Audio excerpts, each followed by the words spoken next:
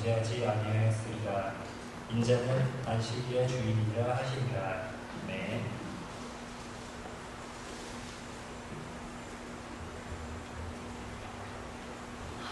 더운 여름입니다. 한 주간 잘 보내셨죠? 네. 하나님의 자비하심이 오늘 우리 예배 자리에 나온 모든 성도들에게 풍성하게 임하기를 축복합니다. 여러분, 지난 한 주 동안 오랜 참음의 열매를 실천하며 사셨습니까? 더운 여름이라 짜증날 일 많으시죠? 답답한 순간 많으실 겁니다. 그렇지만 이 오랜 참음 속에 담긴 우리 하나님의 사랑을 생각하시면서 믿음으로 인내하셨으리라 믿습니다. 이번 주는 성령의 5번째 열매인 자비에 대해서 함께 나누겠습니다. 오래 참음이 상대방에 대해서 품는 그러한 기다림이라고 한다면 그 기다림 속에서 하나님의 그 따뜻한 손길을 느끼는 것이 바로 자비다, 이렇게 말씀드릴 수 있습니다. 예수님이 비유로 말씀하신 선한 사마리아인 누가복음 10장 25절에서 34절에 기록되어 있는데요. 이 선한 사마리아인의 이야기는 교회를 안 다니는 사람들도 많이 알 정도로 아주 유명한 이야기입니다. 그것도 자비를 가장 잘 보여주는 그러한 이야기입니다.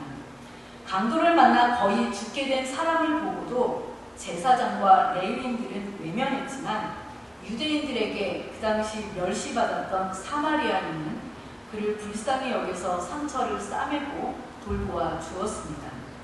예수님은 물었습니다. 누가 강도 만난 자의 이웃이냐? 그에 대해서 율법교사는 대답합니다. 자비를 베푼 자입니다. 그러자 예수님이 또 말씀하셨습니다. 가서 너도 이와 같이 하라. 그러면 당시에 이 제사장과 레위인, 이들은 왜 강도 만난 그를 도와주지 않았을까요? 율법에 따르면 제사장이나 레위인들은요, 시체나 피에 이렇게 접촉하게 되면 부정해진다고 여겼습니다. 그렇게 되면 레위인이나 제사장들은 성전에서 봉사를 하는 사람들이기 때문에 일정 기간 동안 봉사를 할 수 없게 됩니다. 그래서 이 사람들은 하나님의 일을 지키려다가 정작 하나님의 마음을 외면한 그러한 일을 저지르게 된 것입니다. 혹시 여러분도 이러한 상황 가운데 놓인다면 어떻게 하시겠습니까? 이 성령의 열매는 9가지인데 그 열매 모두가 하나님의 성품을 닮아가는 것입니다. 그 중에 이 자비는 하나님께서 우리에게 거저 베푸신 그 사랑을 우리 이웃에게 흘려보내는 행위라고 말씀드릴 수 있습니다. 오늘 본문에서 우리 예수님은 안식일 규례와 자비가 충돌하는 이 사건을 통해서 진정한 자비가 무엇인지를 가르쳐 주시고 있습니다. 이 말씀을 통해서 예수님이 우리에게 전하고 싶어 하신 자비는 무엇이고 우리의 삶으로 실천해야 하는 자비는 어떻게 나타나는지 함께 나누도록 하겠습니다. 첫 번째 우리가 생각할 것은 율법과 자비입니다. 먼저 오늘 말씀의 배경을 살펴보도록 하겠습니다. 오늘 본문 말씀은 안식일에 있었던 일입니다. 안식일은 하나님께서 거룩히 지키라고 명령하신 날입니다. 그 안식일 규례는 예수님 당시에도 계속해서 지켜지고 있었습니다. 오늘 유대교를 믿는 사람들도 여전히 이 안식일 규례를 지키고 있습니다. 오늘 이 말씀에는 안식일에 제자들이 밀 이삭을 잘라먹는 이야기이고 그 뒤에서 이어지는 마태복음 12장 9절부터 14절은 예수님께서 손 마른 사람을 고치는 이야기가 나오고 있습니다. 또 다른 본문에는 안식일에 굽은 여인을, 그러니까 등이 굽은 여인을 고친 이야기가 나오고요. 베데스다 연못에서 38년 된 병자를 고친 이야기도 나옵니다. 또 눈이 보이지 않는 시각 장애인을 고친 이야기도 이 성경 사복음서에 나오는 이야기들입니다.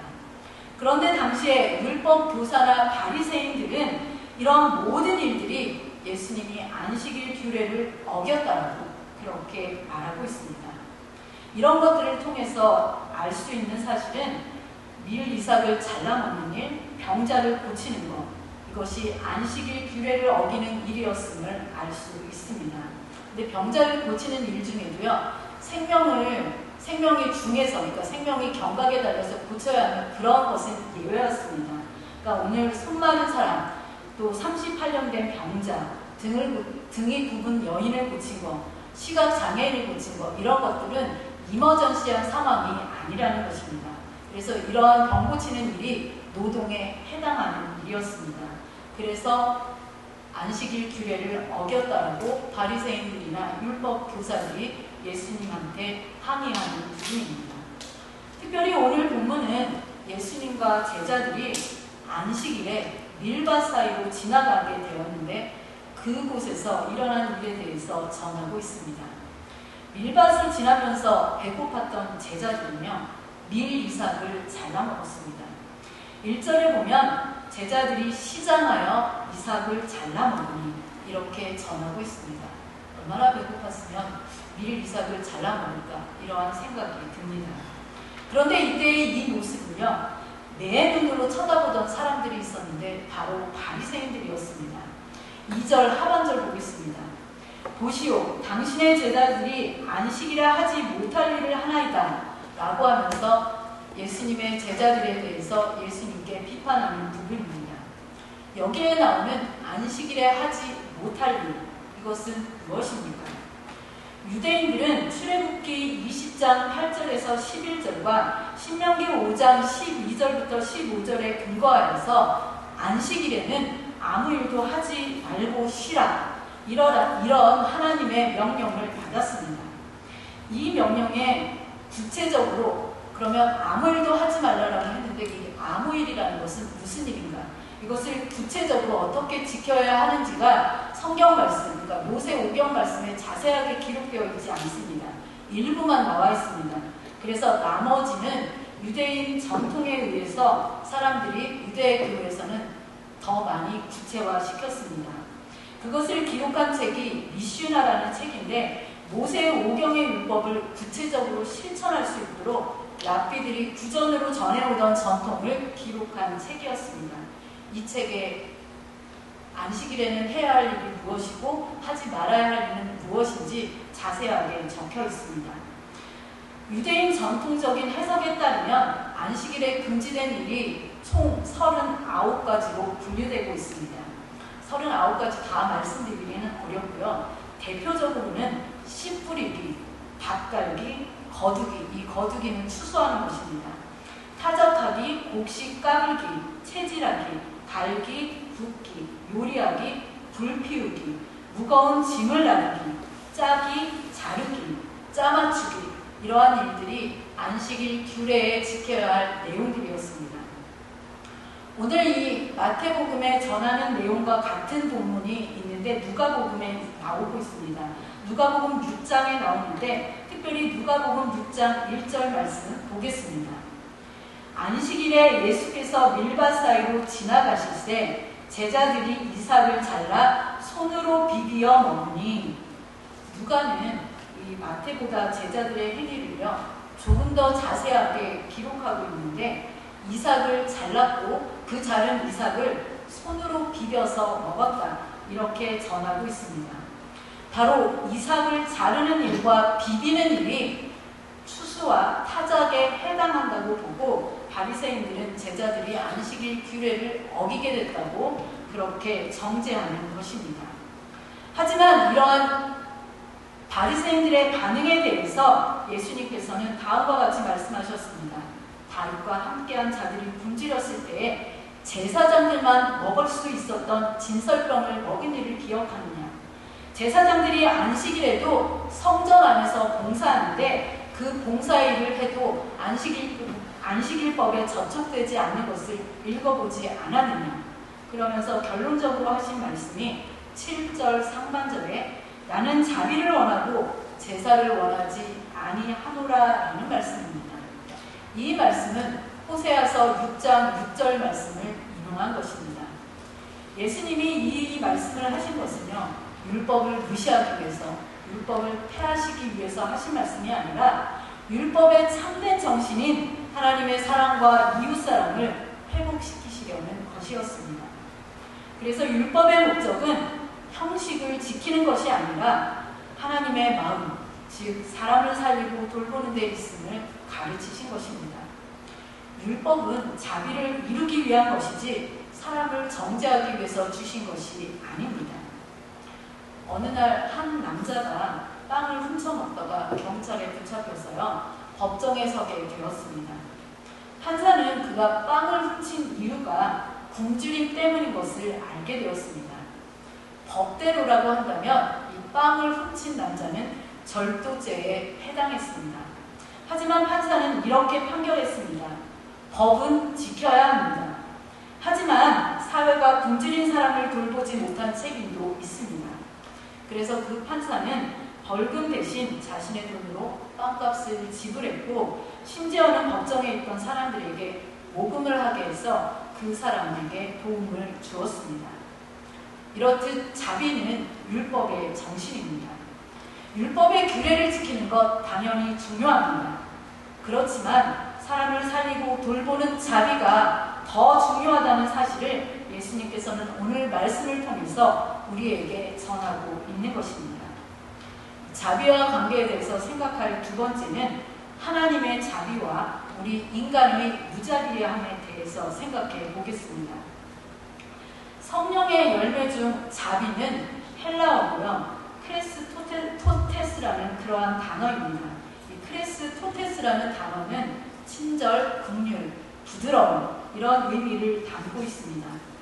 그래서 자비는 상대가 받을 자격이 없더라도 베푸는 사람인 하나님의 무조건적인 긍휼을 이야기할 때 이 단어를 사용합니다.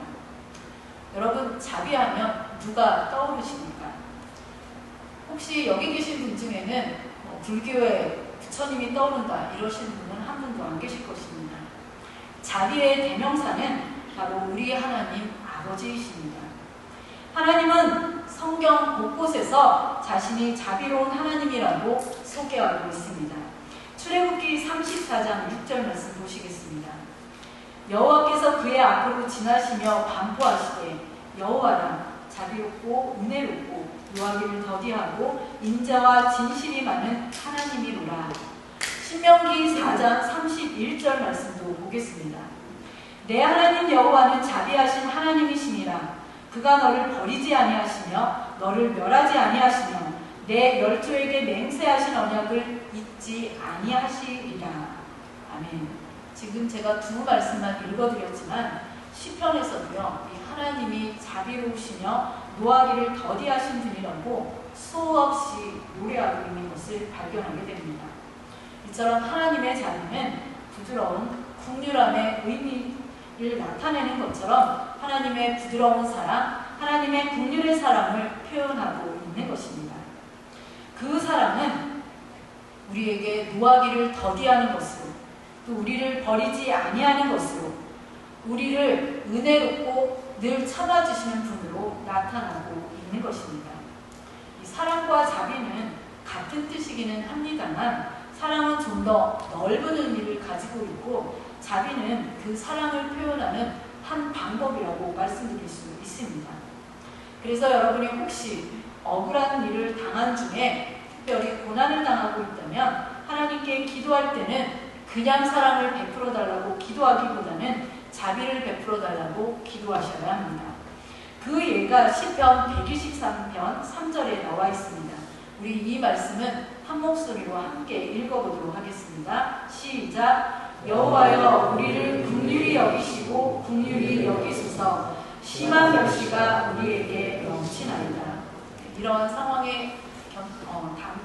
상황을 만나게 된다면 우리도 이 시편 기자처럼 우리를 긍휼히 여겨주시기를, 우리를 자비롭게 여겨주시기를 기도하셔야 됩니다. 여기에는 긍휼이라는 단어로 지금 나오고 있는데 우리말 성경에 보면은 자비와 긍휼이 같은 단어로 사용되고 있습니다. 그래서 팔복의 말씀 중 마태복음 5장 7절의 말씀 보시면 긍휼히 여기는 자는 복이 있나니 그들이 긍휼히 여김을 받을 것이며 이렇게 우리가 보고 있는 개역 개정 성경에는 기록되어 있는데요. 새번역과 공동번역, 쉬운 번역, 카톨릭 성경, 영어 번역본에서는요. 자비한 사람은 복이 있다. 그들이 자비함을 입을 것이다. 이렇게 번역하고 있습니다. 결국 긍휼이나 자비는 하나님의 근본적인 성품임을 알 수 있습니다. 자비가 성령의 열매인 까닭은 그것이 바로 우리 하나님의 성품이기 때문입니다. 그래서 우리는 성령님께 구해야 됩니다. 이런 자비의 마음을 우리에게 주시도록, 그럴 때 우리 속에도 하나님의 자비의 마음이 회복되게 되고 우리 안에 흘러 넘치게 될 것입니다. 이런 하나님의 모습에 비해서 우리 인간의 모습은 어떠한지 생각해 보겠습니다. 하나님의 성품인 이 자비에 비해서 우리 인간은 무자비한 성품을 가졌습니다. 인간이 타락하여서 하나님을 떠나면서요, 인간은 하나님이 우리에게 주셨던 그 자비를 잃어버렸습니다. 그래서 무자비한 성품으로 변하게 됐고 하나님의 세계를 마구 파괴하기에 이르렀습니다. 우리가 잘 알고 있는 아담의 아들 가인과 아벨의 이야기에서는요, 인간의 이런 무자비함을 보게 됩니다. 하나님께서는 동생 아벨의 제사는 받으셨는데 자기 제사는 받지 아니하시자 가인은 아벨을 돌로 때려 죽였습니다. 자기의 혈육인 아벨을 무자비하게 때려 죽인 가인은 바로 우리 타락한 인간의 표본이라고 할 수 있습니다.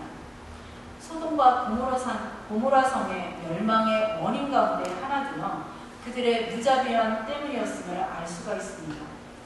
두 천사가 소돔성을 방문하게 되었습니다. 두 천사를 발견한 롯이 두 천사를 영접해서 그들의 집에 들렸을 때에 그 성에 있는 백성들이 어른이나 젊은 사람이나 할 것 없이 이 롯의 집에 몰려가서 그 손님들을 내놓으라고 아우성을 쳤습니다. 이것은 그 당시에 나그네를 귀히 여기면서 대접하는 전통을 무시한 무자비한 행동이었습니다. 낯선 나그네를 대접하는 것이 자비라고 한다면 그 나그네를 모욕하는 것은 무자비한 행동입니다. 하나님은 이런 무자비한 행동에 대해서 심판을 하셨습니다. 또 예수님께서 말씀하신 용서할 줄 모르는 종의 비유를 생각해 보겠습니다. 임금에게 1만 달란트를 빚진 사람이 있었습니다. 이 1만 달란트가 우리 캐나다 달러로 얼마나 될까를 찾아봤더니요, 그러니까 금값이 자꾸 변하니까 변하기도 하는데 4,080억 불 정도 된다고 합니다.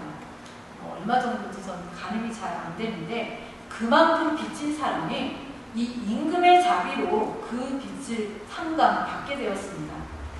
그 빚을 탕감받은 이후에 지나가다가 자기에게 100데나리온 빚진 친구를 만났습니다. 이 100데나리온은요, 캐나다 돈으로 17,500불 정도 된다고 합니다. 그 친구를 만나자 그의 멱살을 잡고 빚 갚으라고 그러면서 그를 재촉하는 것을 성경에서 읽게 됩니다. 이 빚을 진 자는 조금만 기다려달라고 그냥 간청한 것도 아니고 엎드려서 간청했는데도 불구하고 만 달러를 빚진 사람이 탕감받았는데 그 사람은 이 100데나리온 빚진 사람을 옥에 가두어 버렸습니다.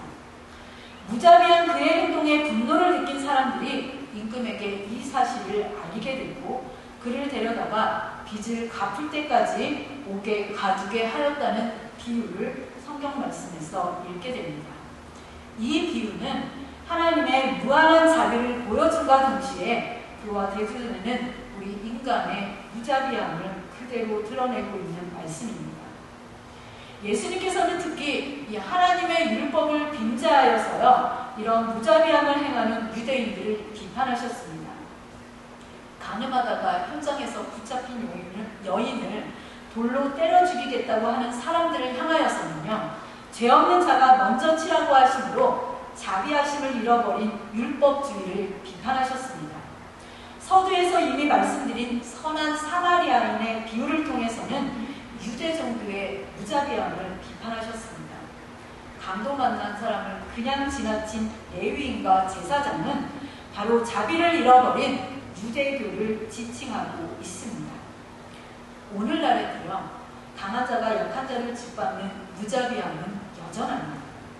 힘있는 자들이 만든 법에 따라서요, 힘 없는 자들을 마구 짓밟아 버리는 그 무자비함 때문에 세계 도처에서는 굶주림으로 사람들이 죽어가고 있습니다. 전쟁으로 사람들이 죽어가고 있습니다. 많은 사람들의 가정이 파괴되고 헤아릴 수 없는 그 고통을 당하고 있습니다. 그런데 이런 인간의 무자비함은 사람만이 아니라 하나님께서 지으신 피조세계 전체를 파괴하는데도 일조하고 있다는 사실입니다. TV를 통해서 보면요, 멸종되어가는 동물들을 마구 포획하는 잔인한 사람들의 모습을 볼 수 있습니다. 또 나무들을 벌채하는데요, 마구 벌채해서 산림을 황폐화시켜버리는 무감각한 인간의 모습들도 자주 보게 됩니다. 그래서 지금 온 피조세계가 신음하고 있습니다. 이렇게 인간의 무자비함을 통해서 파괴되어가는 이러한 피조세계를 보면 그 어느 때보다도 우리 인간의 자비심이 회복되어야 한다, 이런 것을 느낄 수가 있습니다. 우리 모두는 한 사람도 제외하지 않고 하나님의 자비를 입은 사람들입니다. 그럼에도 불구하고 우리는 그 사실을 너무 자주 잊어버립니다. 그래서 그 자비를 기억하는 것이 성령의 열매를 맺는 첫걸음입니다. 이웃을 외면하는 사회, 혐오와 차별이 만연하는 문화 속에서 우리 그리스도인들은 자비의 촛불을 밝혀야 합니다. 그러면 세 번째 생각해 볼 것은 자비의 실천입니다. 예수님은 우리에게 자비를 회복하라고 요청하고 계십니다. 오늘 읽어드린 마태복음 12장 7절의 상반절 말씀에 보면 나는 자비를 원하고 제사를 원하지 않는다라고 말씀하고 있습니다. 누가복음 6장 36절에는요, 더 정확하게 이렇게 표현하셨습니다. 너희 아버지의 자비로우신 같이 너희도 자비로운 자가 되라. 예수님께서는 사랑할 만한 자만 사랑하라고 말씀하신 것이 아니라 원수를 사랑하라는 말씀을 통해서 사랑할 수 없는 사람까지도 사랑하라고 말씀하셨습니다. 그래서 자비는 사랑을 받을 만한 사람에게만 베푸는 것이 아닙니다. 예수님께서 이 탕자의 비유를 통해서 큰아들에게 요청하시는 것이 바로 이러한 자비입니다. 큰아들은요, 이 아버지의 유산을 미리 받아서 나가가지고 다 탕진하고 돌아온, 그것도 빈손으로 돌아온 동생을 못마땅하게 여겼습니다. 큰아들의 이 생각, 큰아들의 이 주장, 논리적으로 볼 때는 맞는 말이고 맞는 생각입니다. 작은 아들은 마땅히 처벌받아야 할 대상이지 잔치를 베풀어서 환대하고 또 감싸줘야 할 그러한 대상이 아닌 것처럼 보입니다. 그러나 죽었다가 돌아온 탕자를 아껴준 아버지처럼 자격 없는 사람에게 베푸는 것이 자비입니다. 그래서 자비는 하나님의 마음을 닮은 것이며 하나님 나라를 이루는 신앙의 행위입니다. 그렇습니다. 죽었다가 살아 돌아온 동생을 보면서 먼저 달려가 껴안고 울 수 있는 그러한 자비를 가진 형의 모습이 우리 그리스도인들에게 필요합니다. 예수님은 그것을 우리에게 요청하고 있는 것입니다. 우리 야고보서 2장 13절 말씀 보겠습니다. 이 말씀도 개역개정 말씀과 새번역 말씀으로 읽어드리도록 하겠습니다. 긍휼을 행하지 아니하는 자에게는 긍휼 없는 심판이 있으리라. 긍휼은 심판을 이기고 자랑하느니라. 심판은 자비를 베풀지 않는 사람에게는 무자비합니다. 그러나 자비는 심판을 이깁니다. 우리가 베푼 이 자비는 우리에게 다가올 심판을 면하게 한다고 야고보서 기자는 기록하고 있습니다. 마태복음 25장 31절부터 46절 길게 나오는 심판의 비유의 말씀에서도요, 죽인 자에게, 목마른 자에게, 병든 자에게, 옥에 갇힌 자에게 자비를 베푼 사람은 영원한 나라에 들어갔고, 그렇게 자비를 베풀지 않는 사람들은 지옥불로 들어가게 된다고 경고하고 있습니다. 어떻게 하면 자비를 베푸는 사람이 될 수 있겠습니까? 우리의 힘으로는 불가능합니다. 그래서 우리는 성령의 도우심을 구해야 합니다. 성령으로 우리가 거듭날 때에 우리 속에 자리 잡았던 이기심과 탐욕들이 사라지고 그 자리에 하나님의 자비한 마음이 자리하게 될 수 있습니다. 우리 자신이 그리스도와 함께 십자가에 못 박혀 죽을 때 비로소 우리는 거듭나게 되고 그리스도의 자비하심이 어떠한 것인지를 배우게 됩니다. 약한 자를 불쌍히 여길 줄 아는 마음, 고난당하는 자를 돌아볼 수 있는 자비하심은 바로 우리 자신이 하나님의 긍휼하심을 경험할 때만 가능하게 되는 것입니다. 내가 얼마나 죄악된 존재인지, 얼마나 이기적인 인간인지를 깨닫게 되면 회개하게 되고 거듭나게 되면 비로소 우리에게 주어진 이웃들, 다른 사람들을 돌아보게 되고 타인들에게 자비를 베풀 수 있는 마음이 생기게 되는 것입니다. 이 모두가 성령의 역사이기에 자비는 성령의 열매입니다. 사랑하는 드림가족 여러분, 자비는 단순한 동정이 아닙니다. 자비는 바로 하나님의 나라를 실현시키는 신앙의 행위입니다. 무자비함으로 파괴된 하나님의 세계를 회복시키고 그 무자비함으로 인하여 고통당한 자들을 위로하고서 붙들어주는 일은 바로 하나님 나라의 일입니다. 여러분 가까이에 있는 어려운 사람들에게 자비를 베푸십시오. 목마른 사람에게 물 한 잔, 배고픈 자에게 밥 한 끼를, 고통 속에 있는 자에게 기도와 따뜻한 위로의 말 한마디를 건네십시오. 그것이 바로 하나님 나라의 씨앗이 될 수 있습니다. 여러분이 이번 한 주간을 살아가시면서는요, 누군가에게 이 자비를 실천할 수 있는지 그 기회를 찾으시고 실천해 보시기를 바랍니다. 오늘 우리의 그늘진 현실을 외면하면서요, 자비를 베풀지 않는 것은 죄악입니다. 고난의 한 장을 외면하지 않고 찾아가는 일, 그들을 돕는 일은 오늘 우리 그리스도인들이 마땅하게 해야 하는 주어진 사명입니다.